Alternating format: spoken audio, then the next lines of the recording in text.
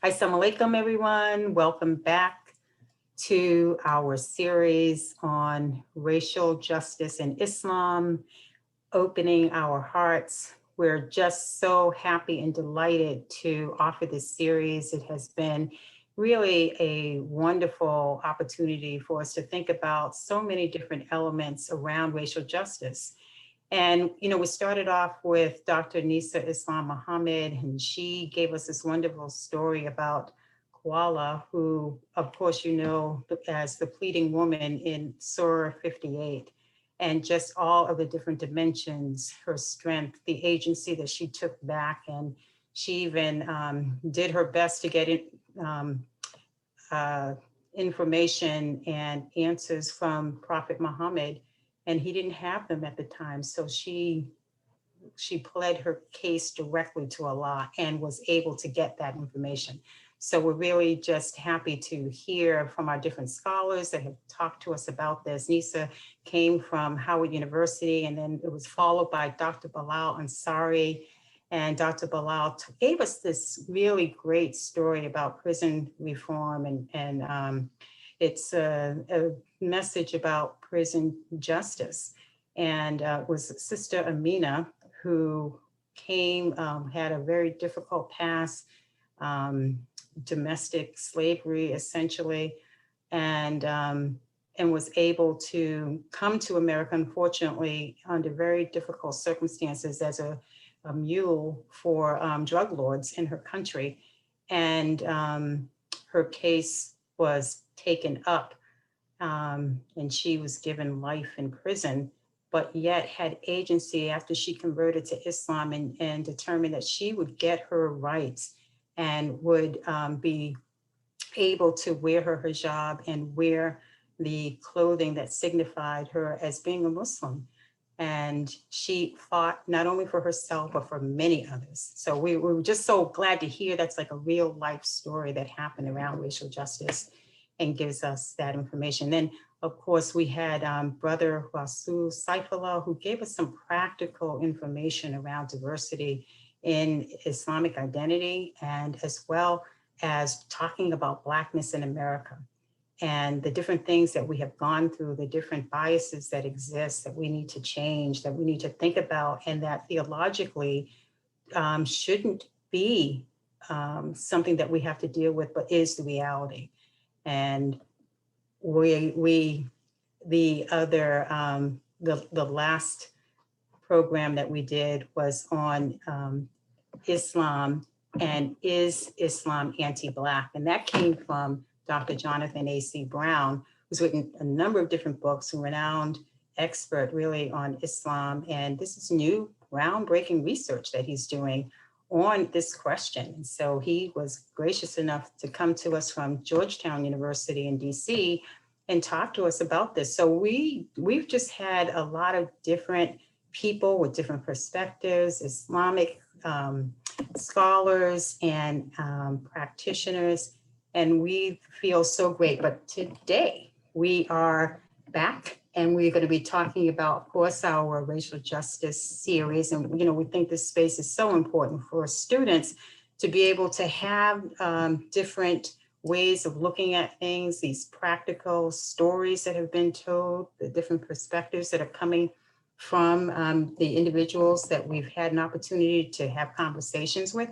And so I'm going to pass it over to Heba.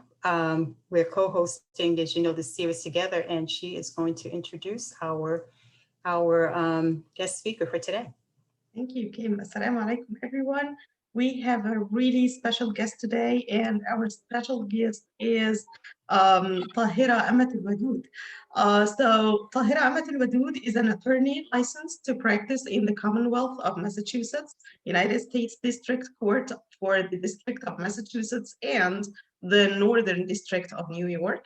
Ms. Amatul Wadud is a commission on the Massachusetts Commission on the Status of Women, and in that role advocates before the state legislature to enact laws responsive to the needs of women and girls. She runs a law practice with focus areas in civil rights and domestic relations law. Ms. Amatul Wadud has recently filed a federal civil lawsuit to protect the mosque from people who threatened to attack it. The federal law under which the case was filed, the FACE Act, is signed into law in 1994, may have never been used to shield the mosque before this filing. Ms. Amatul Wadud is a legal counsel for two Muslim congregations and is an executive board member for Council on American Islamic Relations, Massachusetts. She was a White House invitee December 2015, attending a ceremony entitled Celebrating and Protecting America's Tradition of Religious Pluralism, where the community program Know Your Neighbor was launched.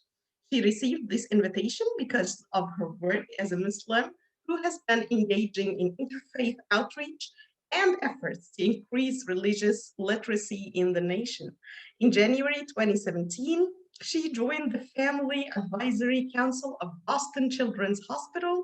She volunteers on the council as a way of showing her deep gratitude to the hospital for its care of her 6-year-old daughter, who received a life-saving heart surgery as a newborn. She is a graduate of Elms College in Chicopee and Western New England University School of Law in Springfield. Ms. Amatul Wadud was named a top woman of law for 2016 by Massachusetts Lawyers Weekly, and she is the married mother of 7 children. So we're very excited to have her today as our guest. Yes. Yes, we are. And I'm going to let her in right now. We've had her wait just for a little bit. I didn't want to interrupt you, Heba, for that phenomenal introduction. And so she'll be coming our way in just a moment. Here she is. Assalamu alaikum. So nice seeing you again. Oh, it's great meeting you again. Thank you. Good to see you. Thank you. I'm using my daughter's computer, so I'm gonna. Yeah, we've had a lot of different names come. We already know that, that might happen. We don't get concerned. Yes. A lot of different identities. Yeah. Well, so glad to have you today. Thank you both. In America. Yes. And at our last opportunity when you came to Smith and you spoke to students as part of the Al-Noor prayer meeting, Right.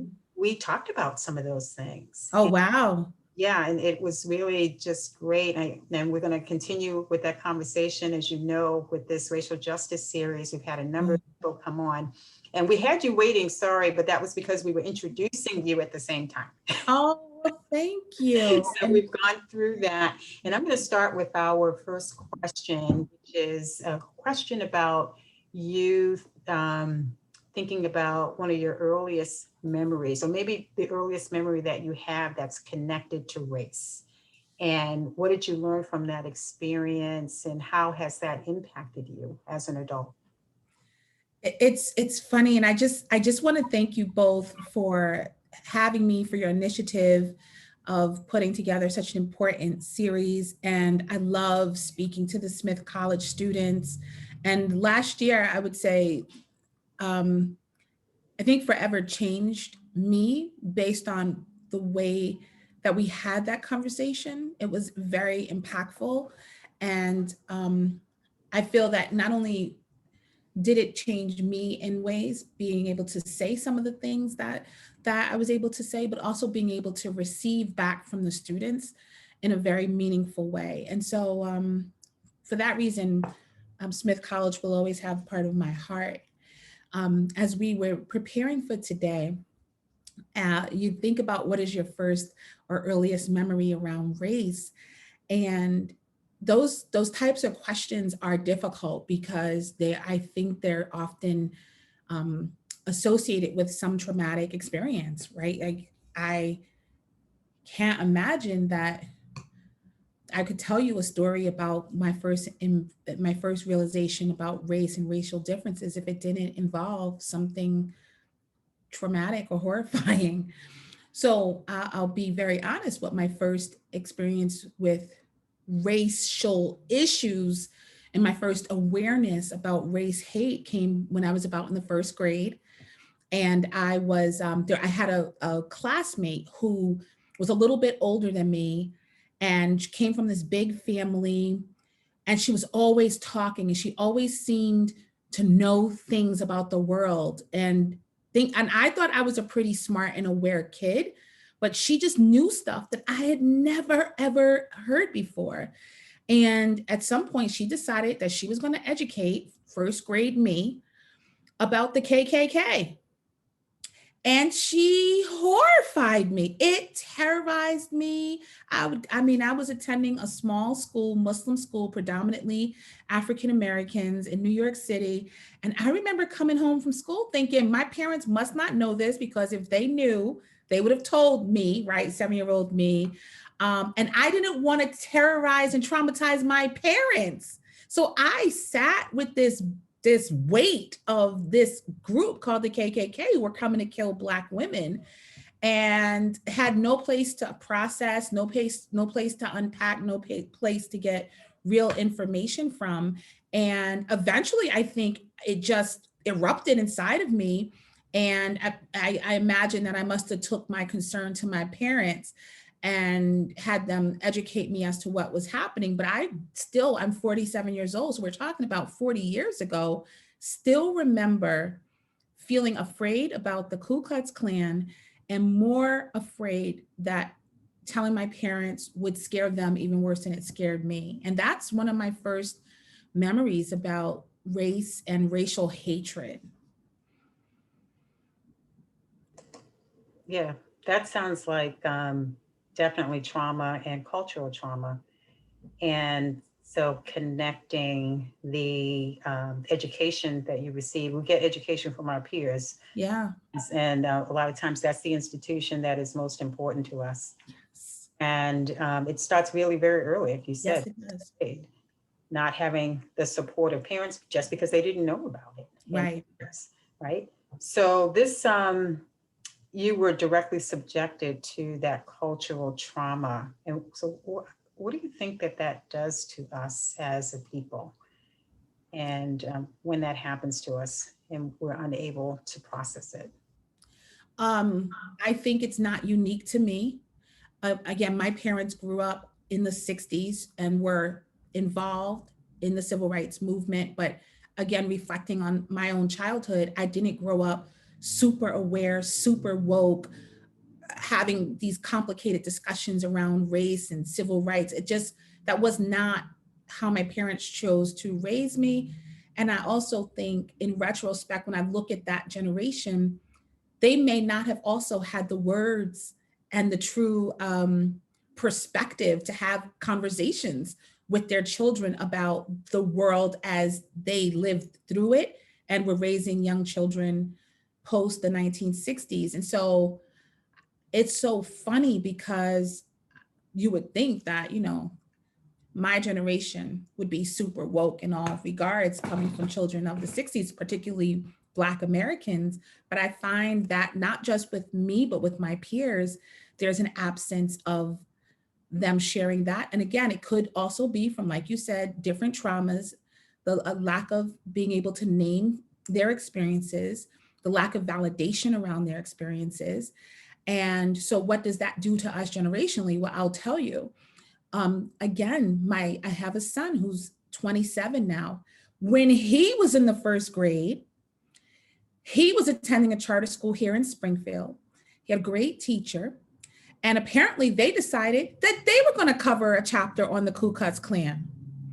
And my son came home and told me, and he could not sleep for 3 days. I had never seen somebody so bothered.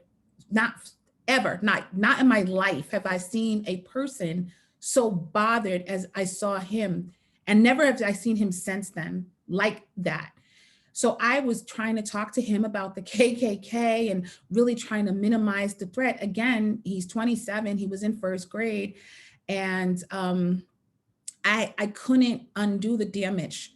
I had to go back to the teacher and tell her only she can undo the damage.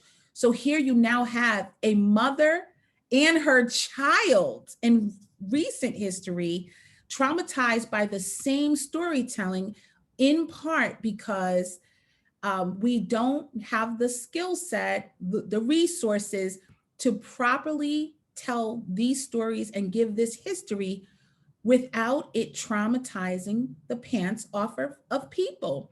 And I've made a commitment, and my sister-in-law and I talk a lot about creating like a Black history for children curriculum that is super sensitive and appropriate in how we talk about these things, based in part on our trauma, to the point where my son refuses to engage in racial conversations, expose himself to racial materials, history. I mean, it really, really messed him up. And so I think we have to sort of break that curse and use information and resources to deliver the message to the children in a way that is truthful, but also deeply protective of their spirits. Yeah, definitely. I'd like to take you kind of a fast forward from your childhood and childhood trauma to present, where we live now. Yeah. And I'd like to ask, and I know it's a tricky question, so this is a question that I must ask. Do you think, or do you feel in the United States that there is a link between race and social equality or social justice, and how? Yes, I think all roads lead back to race. Any injustice, any inequality, any inequity leads back to race. But part of the reason that that's even a question, I think, is because there's a deficit of information and acknowledgement about just how harmed, especially the African American community, has been by racial injustice. And so when you look at, as my 19-year-old daughter who's in college says, almost every injustice is rooted back to some form of slavery, or some form of not just slavery, but racism. And we don't acknowledge that. Like, we have to search too far and too hard to acknowledge it. And so, yes, I believe that if we dealt with racism aggressively, a lot of other social injustices would be cured.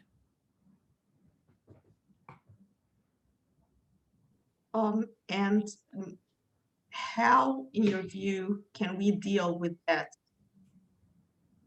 like on the different levels? Let me start with, because you have been talking about the educational system. So let me start with the students first, because this series will be viewed by our college students. So what kind of role can we play as students to make a difference? And then I would like to take that question to the next level about the educational system as a whole. How can we like make a difference in this regard? Part of the way we make the difference is by doing exactly what you're doing today and doing with the series. And that is sitting uncomfortably sometimes with very hard truths and hearing from people who have backgrounds that you might not be familiar with at all, and just listening with your heart and your minds around what those experiences are, what they look like, and how we can make differences. I also reflect a lot on when I was a college student. I'll tell a quick story. When I was a college student, I was about to graduate Elms College. I did have my son at that point. I was 23. He was a toddler, and I was about to take on the world. I had just gotten a job in corporate America. Was graduating with honors, and you couldn't tell me nothing. And one of my parents' peers, who's an African-American, Vietnam veteran, had come up to me and he said, it was kind of gruff, and he says, "Have you experienced racism?" And I said, "No." And I just remember thinking, well, racism is so old, that doesn't happen anymore.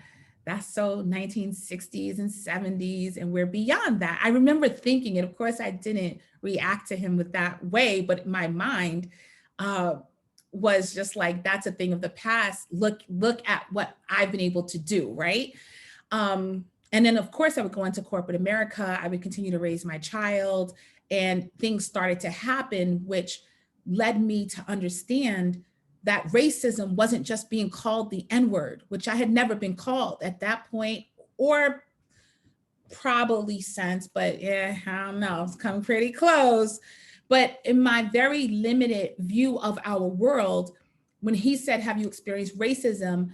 I took that and interpreted that to mean, have you been called the N-word? But what a short-sighted view of the systems of racism, the institutions of racism, the history of racism, the forward momentum of racism. And I quickly grew up, okay? In corporate America, was underpaid, was told, no, not you, dealing with a child with health issues and having doctors treat me and him as if we didn't deserve to be there, as if I didn't know, or as if my son didn't deserve care. And as I continue to grow and evolve as an adult over the past 20 something years, I can now fill in pieces of the puzzle as to what that man meant when he said, "Have you experienced racism?" Maybe he wasn't looking for me to say I had been called the N-word, but maybe he was looking for me to answer whether opportunities had been denied to me on the basis of what I presented like. And what our students today are doing, they are availing themselves of information and lived experiences of people that will have them avoid that 20-year gap that I had. And I'm not saying that I've had it for 20 years, but the 20 years of evolution. Now our students are 21, 22, 23. They understand the term misogynoir. They understand institutional racism. They understand systemic racism. And they have a head start, but also a heavy burden, because maybe there was a benefit to the fact that I was sheltered in some way, naive and able to take on the world because I thought the world was mine to take on. But now our students are a little bit burdened, I would suggest, by this knowledge and this wisdom, and groping and groveling for ways to fix these things. But to me, the first and foremost important thing is to acknowledge that there's a problem, acknowledge where you have the ability to fix problems. So when you sit in these worlds and in these rooms and in these spaces, and you have privilege, and we all have pieces of privilege in some forms of fashion, we have to make space for those who are less privileged than we are. We must check and rectify injustices that occur in front of us. We have a duty to do so. We have a duty to also align with people who are like-minded so that we stay strong, so that we stay courageous, and so that we stay affirmed in order to make the drastic changes that we have to make. I'm also going to suggest, and again, I told you that I have a 19-year-old daughter who's a brilliant college student herself, and she herself is studying racial justice and has been for 3 years in a high school to college program and then college. And she says, "Mom, I'm having sleeplessness. I can't stand to see pictures of Black bodies hanging in trees in my lessons in college on big computer screens. I can't see immigrant babies dead washing up on an ocean, but so many times, and be able to sleep at night. This is my chosen area of study, but it is causing me great stress." And so I have suggested to her that she seek out therapy, that she work with the school to put trigger warnings and sensitivity warnings on the content and encourage our students to seek the mental health support that they need to, because otherwise they will burn out before they get started. And so I'm trying to give life and a name to even that, because where I was 23 years old and saying, what even is racism? She's 19 and can run circles around me with the language of racism, but she's also unable to sleep at night because she is confronting racism and the study of it. And so I want our students and our young people to seek help, to be prepared. And I don't want them to be sitting in Smith College or any other college unable to sleep at night the way my 7-year-old in the first grade was unable to sleep at night, the way I was in the first grade unable to sleep at night because the manner in which materials were presented to me scared the hell out of me. So we have a duty to our young people to protect, affirm, support, and nurture their spirit and their minds as they do this work. So there are so many people that are on the whole strata, from those, as you talk about, that are naive, that have not had to necessarily deal with this, and those that, have maybe had a relative who's been extremely burdened, might be in the prison system, may have been murdered, so many different things that could happen. Yeah. What do you say to those and about race relations in general? There are a lot of people that are deniers of this. There are a lot of people that do not recognize their privilege whatsoever. Yeah. It doesn't even matter what race they claim. You have it on all sides. So what do you say about race relations in the US? I 100% agree with you that it's hard for people to recognize their privilege. It's hard for people to recognize their proximity to white supremacy and white supremacy constructs, even when they are non-white people. It's frustrating, it's scary, it's also dangerous, right? So it's all of those things. The way I approach it is if someone is unwilling to embrace, hear, learn, then I need to leave them alone. I need to prepare my whatever. I mean, I'm a lawyer, so I prepare a case. And if there's a gap in a witness's ability to do something or exhibits a document that doesn't quite tell the story, I have to create a contingency plan. And so I look at relationships pretty much the same way. If I'm sitting in class with someone who is saying something about white privilege does not exist, white supremacy does not exist, or they themselves as a non-white person is totally benefiting from white supremacist constructs and what have you, my job is not to waste time trying to convince them otherwise. I have to create a contingency plan. So if I'm on a mission or I'm observing information or I'm doing something, I have to recognize that there are always going to be detractors and I need to just let them rock. Just go, just do what you need to do.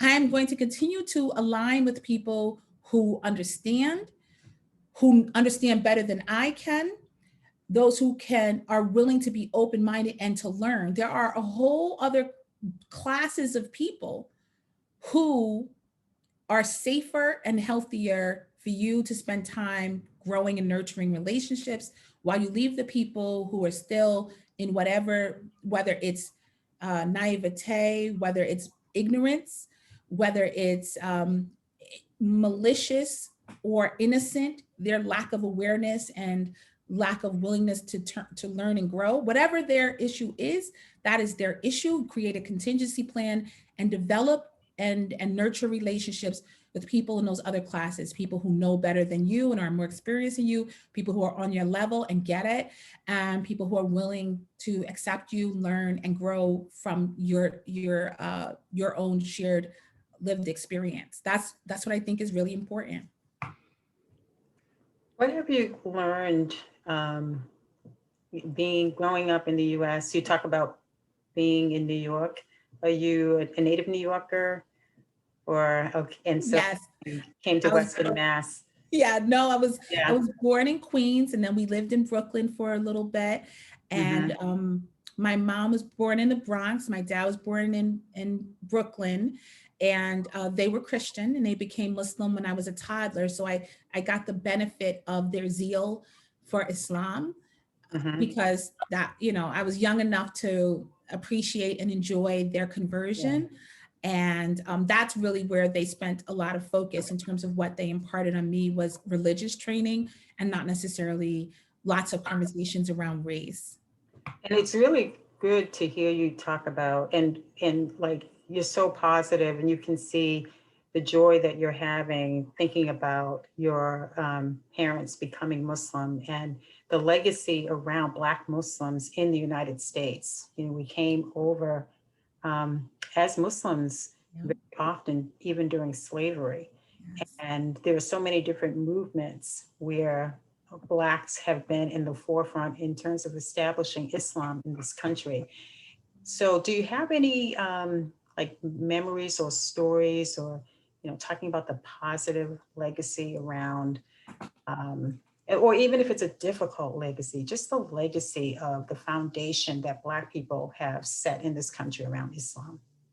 I recall being about 15 years old, and one of my parents' friends who was also Muslim, he was saying to us, we come from kings and queens, and our early ancestors were kings and queens. And I remember, because when your parents tell you stuff, you're just like, whatever, they're just saying that to make us feel good. And there's so much we don't know and didn't know, but he'd just be like, we come from kings and queens, we come from Africa. And then there's you get this image that your family is telling you that everybody in Africa is running around with a crown on because everybody's a king and queen, and that's where you come from. And I remember just thinking, well, that's very sweet, but I haven't read anything about being coming from kings and queens and making it connect to me and my American self.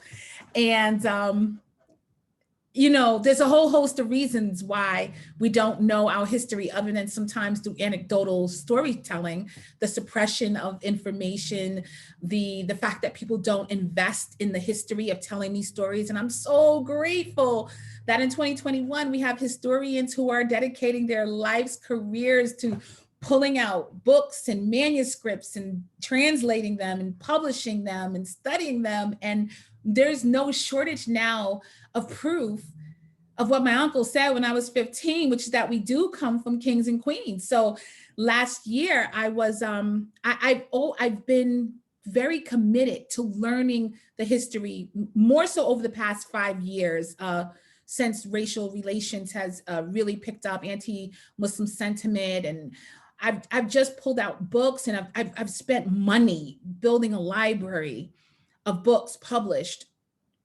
but these are more newer history. These things weren't available when I was in high school. I did not learn this stuff in college. But to your point, I picked up, I don't know how I came across it, but I was introduced to the story of Bilal Muhammad. And Bilal Muhammad was an enslaved person who was captured from the west coast of Africa, brought here to the United States, and was a phenomenal everything: scholar, agriculturist, warrior, family man, faith leader. And he was put in charge by the slave owners of this land in Georgia, off the coast of Georgia, this island called Sepulveda Island. And he raised his family, huge family. And one of the things that he did, his legacy, was that he wrote a manuscript, and it's an instruction to his community, which was mostly his wives and children, and most of the enslaved people that were on the island were Muslim. Many were not, but most of them were. And it was a very simple reminder of how to practice al-Islam. And it was written towards the late 1800s, before the Civil War, though. And when I read it, it's $8 on Amazon. It's easy read. I'm looking around my office to see if, I have it here. I have 2 copies of it. It's called Bilal Muhammad, Muslim Jurisprudence in Antebellum Georgia. And this particular book was translated by a brother named Muhammad Abdullah al-Ahari. He's living in Chicago now. He himself was a convert to Islam. He identifies as Caucasian and put a lot of time and study into translating Bilal Muhammad's Arabic written manuscript, which says, this is how you make Fajr Salat. This is how you make the early morning prayer. This is how you call the Adhan. This is the respect that you show to all of the prophets and messengers. This is how you say certain verses from the Holy Quran. And you see, it's very short. It's very basic. And there are pictures in here of his original handwriting. And when I read it, which I sat on the couch probably in August of last year, and I went through it and I read it, and I felt like I was reading a note from a patriarch in my own family. None of this is unfamiliar to me. Not a word that he wrote was news. It was not newsworthy. It felt remarkably familiar and loving and gentle and important, and like a love letter to your children about the values that you want them to leave with. And when we say that we come from kings and queens, it's not always people with crowns on, right? It's people who have taught us how to hold on to our identity, to our legacy. I just imagine how desperate he must have felt that he memorialized this in Arabic as what I would imagine would be something that a mother or father would do when they knew that they would not be with their children for the rest of their lives. And while there's no biological relationship, we are all the same family.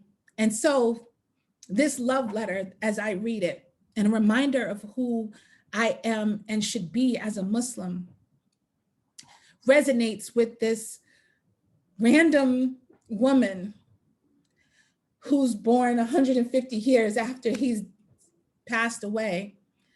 Partially, I am reminded that Allah subhanahu wa ta'ala has always been here, will always be here, and will always make his presence known, and will always force us to recognize that none of this is new, that none of any aspect of life or the existence of the Almighty is new, that he has always been here, and that we're on a righteous track and a noble journey, and we have work to do in terms of serving humanity and caring for ourselves and preserving our legacy. And that's where I am in 2021. Well, that was just a wonderful story. I really want you to send us that title so that we can make sure that we give that to the students. This is wonderful to see the different rare stories that exist in the United States. Yes. Our journey and our spiritual journey to maintain Islam. Yes. We fought and died for Islam. Yes. And to see the contributions that many Black people have made, and I'm being very specific about that because we were really the first number of people that were practicing the religion in the country, and there was so much hostility against us, so much suppression. And to see that brother Bilal, to have, as you said, memorialized it. So for his family and all the way 150 years later. And that is just a blessing to have that. So oftentimes our students want to hear all of the different dimensions that happen to us here in this country. There's the very difficult, there's the very challenging, but there's also the heartfelt. And there's just so much to this story and this legacy around Islam and Blackness in America. So we want to continue. Heba, do you have any last questions for Tahirah? It's actually not a question after this powerful story. but it's just an idea that crossed my mind that if, and I know that we don't have those positive or actually stories about us as Muslims or African American Muslims early in the United States history highlighted in our school curriculums. If that's not the case, and it's not the case, unfortunately, we need to create our own curriculums and we need to get ourselves and our children educated about it. Yes. Because that's part of who we are and that's part of us being able to survive in this community. You are speaking my love language, because the reality is that for us as African Americans who may actually physically and biologically descend from that history, for us collectively as Muslims, that is still our history. So no matter how you got to be in America and a Muslim, this is your history.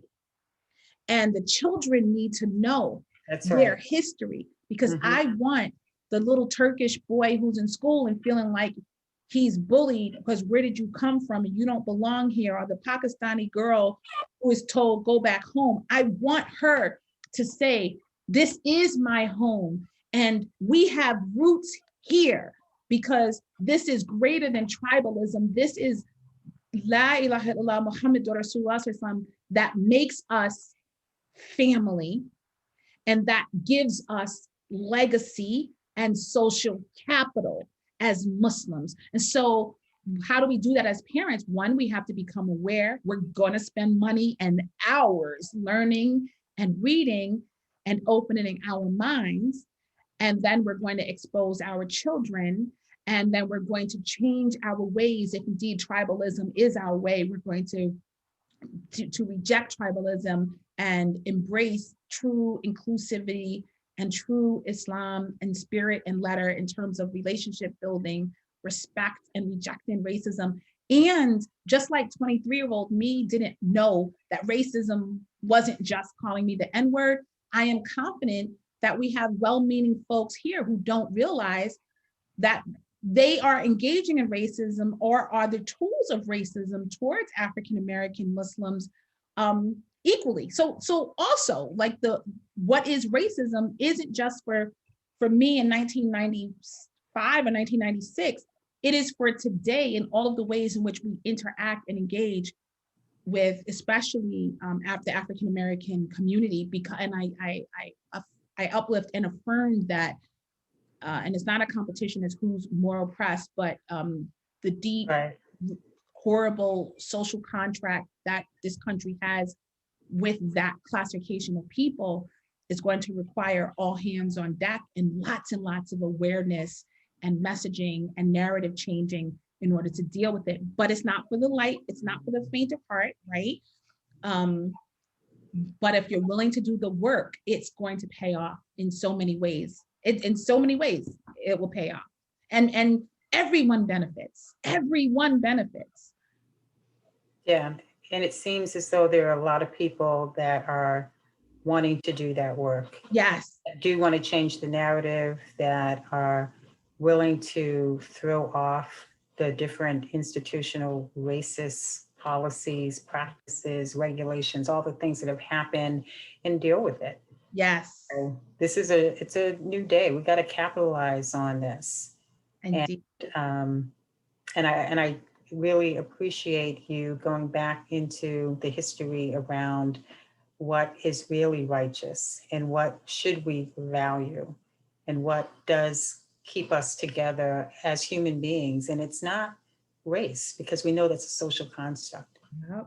In fact, it is, the Prophet Muhammad told us, it is our righteousness and the nobility of our character. That's right. Yeah. Yes. So it's a great time to be having these conversations. It's a great time to be alive, to be contributing, to be learning. This is our moment. yes, it is. Well, Thank you so much, Tahirah and Attorney Wadud. give you all of your titles, because we know that you may even be back on the political scene. We don't know. But we do appreciate you defending those that need your support. Thank you. And just to have the kind of eye and heart that you have, we know that you are doing that with as a labor of love Thank you. as well. So that's a blessing. Thank you. So Jazakumullah khairan, and thank you so much for your time. I can't believe that we already had more than 30 minutes with you. Time flies. I know. Well, thank you for having me. Thank you to the students. You're in my heart. I hope that you all, both of you, stay healthy and well, that we get through this pandemic stronger and happier than we went into it. And may Allah protect, bless, guide, and hold you both. And thank you again for bringing me in. I appreciated it. Thank you so much. You're very welcome. Assalamu alaikum. Wa alaikum salam. So we're going to talk a little bit about a couple of different people that we have coming up. We have Sister Tamara Gray. You'll learn more about her. We have Linda Sassour, who will be joining us. And then we also have Dr. Ingrid Matson. So we have some great conversations. This is our 5th conversation that we've had. It's 8 in the whole series. We want to make sure that it's available to everyone. It's asynchronous. You can watch it at any time. And we hope that you're enjoying it. Yes. Bless you. I'd like to remind everybody that the links are available or made available on Facebook page of Center for Religious and Spiritual Life. So please go ahead and visit the page, and you'll find all the recordings there with the passcode that you need to use in order to be able to access the recordings. Yes. Thank you. Assalamu alaikum.